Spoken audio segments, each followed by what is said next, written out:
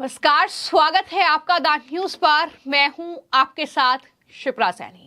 लोकसभा चुनाव से ठीक पहले चुनाव आयोग ने देश में स्वतंत्र और निष्पक्ष चुनाव कराने के लिए जरूरी कार्रवाई जो है वो शुरू कर दी है। और बड़ी खबर पश्चिम बंगाल से है, जहां पर हिंसक घटनाएं जिस तरीके से बढ़ रही हैं, उसके लिए अब चुनाव आयोग ने केंद्रीय गृह मंत्रालय को बड़ा निर्देश दिया है। जी हां, इन चुनावों के मद्देनजर जो चुनाव आयोग ने गृह मंत्रालय से दरअसल कहा है, उसमें यह जानकारी सामने आई है कि सीएपीएफ की अतिरिक्त 100 कंपनियों की तैनाती जो है पश्चिम बंगाल में की जाए। इसका निर्देश चुनाव आयोग ने गृह मंत्रालय को दिया है। इसके अलावा सीआरपीएफ की 55 कंपनियां और सीमा सुरक्षा बलों की 45 कंपनियां जो है वो पश्चिम बंगाल में तैनात की जाएगी। ये भी निर्देश जो है वो चुनाव आयोग ने दिया है। तो पश्चिम बंगाल के हालात को देखते हुए जिस तरीके से वहां पर एनआईए की टीम पर हमले हो रहे हैं, जिस तरीके से पश्चिम बंगाल में बीजेपी नेताओं को निशाना बनाया जा रहा है, वहां पर उनकी गाड़ियों में तोड़फोड़ की जा रही है, इन सब के बीच अब भारत निर्वाचन आयोग यानी चुनाव आयोग ने पश्चिम बंगाल में स्वतंत्र और निष्पक्ष चुनाव कराने के लिए ये जो सिफारिश है, ये जो निर्देश हैं, ये दरअसल केंद्रीय गृह मंत्रालय को दिए हैं।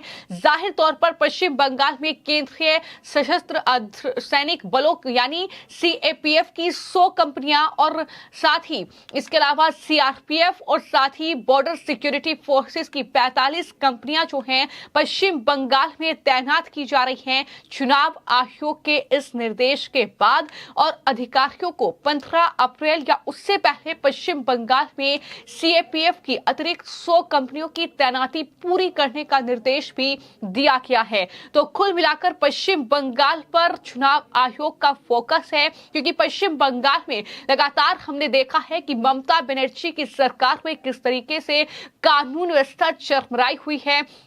वहां पर चुनावों के वक्त जिस तरीके का माहौल दिखाई देता है, जिस तरीके से पोलिंग बूथ पर गड़बड़ियां होती हैं, वहां पर मारपीट की घटनाएं, वहां पर आगजनी की घटनाएं, ईवीएम के साथ छेड़खानी से लेकर सुरक्षा बलों को भी निशाना जो है टीएमसी के कार्यकर्ता बनाते नजर आते हैं। तो इन सब के बीच अब चुनाव आयोग इस पूरे मामले को लेकर कहीं ना कहीं एक्शन में है।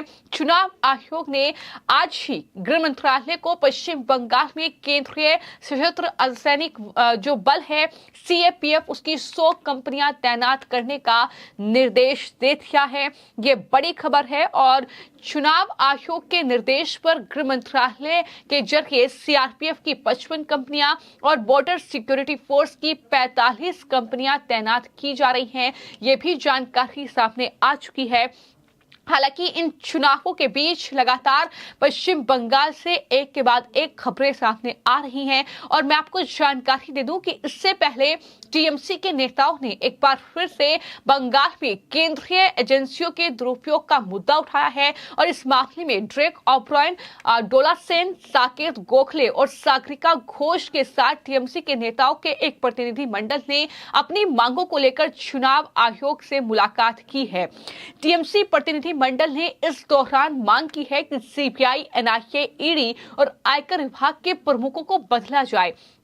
तो इस तरीके से चुनावों के बीच ये मुद्दे उठाए जा रहे हैं। आपको मैं जानकारी दे दूं कि टीएमसी लगातार आरोप लगाती रही है कि केंद्रीय एजेंसियों का दुरुपयोग जो है वो किया जा रहा है और इस तरीके से अब कहीं ना कहीं जो है चुनाव आयोग से उन्होंने मुलाकात की है।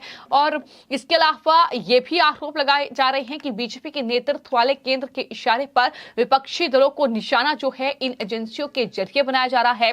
हालांकि पश्चिम बंगाल में किस तरीके के हालात बने हुए हैं, ये हाल ही में इस बात से पता चलता है कि पश्चिम बंगाल के पूर्वी मिदनापुर में भूपतिनगर में जब राष्ट्रीय जांच एजेंसी यानी एनआईए की एक टीम पहुंचती है तो वहां पर हमला किया जाता है एनआईए की टीम पर। एनआईए के जो अधिकारी हैं वो तृणमूल कांग्रेस के एक नेता के घर पर 2022 में जो विस्फोट का मामला था उसमें जांच के लिए पहुंचे थे।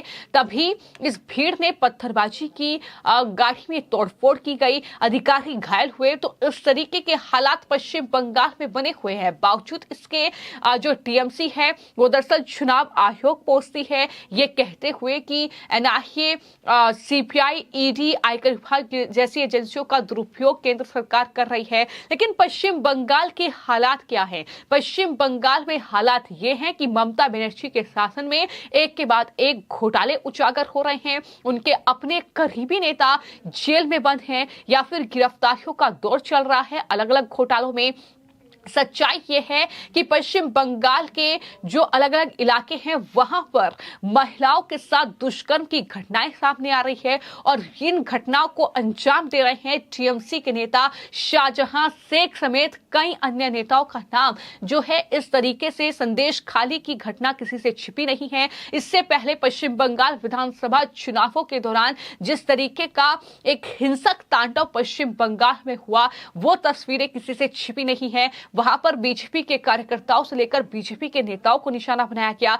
लेकिन इन सब के बीच अब चुनाव आयोग ने यह तय कर लिया है कि पश्चिम बंगाल में जो है शांतिपूर्ण चुनाव हो, पश्चिम बंगाल में चुनावों के वक्त इस तरह की तस्वीर दोबारा ना आए। इसको लेकर अब सुरक्षा बलों की तैनाती जो है पश्चिम बंगाल में बढ़ाई जाएगी। ये तमाम जो कंपनियां हैं ये दरअसल भेजी जाएंगी और जाहिर तौर पर अलग अलग पोलिंग बूथ पर सुरक्षा के कड़े इंतजाम करने की तैयारी अब चुनाव आयोग ने कर ली है। यही वजह है कि केंद्रीय गृह मंत्रालय को यह निर्देश चुनाव आयोग ने दिए हैं। जाहिर तौर पर अब तक पश्चिम बंगाल में जो गुंडागर्दी का सहारा लेकर चुनावों में गड़बड़ियां भी कहीं ना कहीं पश्चिम बंगाल में हुई है, लेकिन इन सब के बीच उन तमाम चीजों से किस तरीके से मुक्ति मिले इसको लेकर अब कहीं ना कहीं चुनाव आयोग ने अपनी तैयारी कर ली है और ये ममता बनर्जी के लिए बड़ा झटका माना जा रहा है। हालांकि आने वाले वक्त में यह भी देखना होगा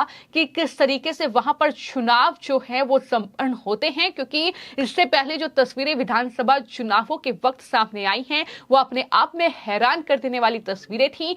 किस तरीके से वहां पर सीआरपीएफ और बॉर्डर सिक्योरिटी फोर्सेस के जो जवान हैं उन्हें भी निशाना बनाया जाता है, उनके साथ भी मारपीट की घटनाएं होती हैं, उन्हें भी कहीं न कहीं इस पूरी घटना में जो है उनके चोटिल होते हैं, घायल होते हैं। तो इस तरीके की खबरें लगातार पश्चिम बंगाल से सामने आई है।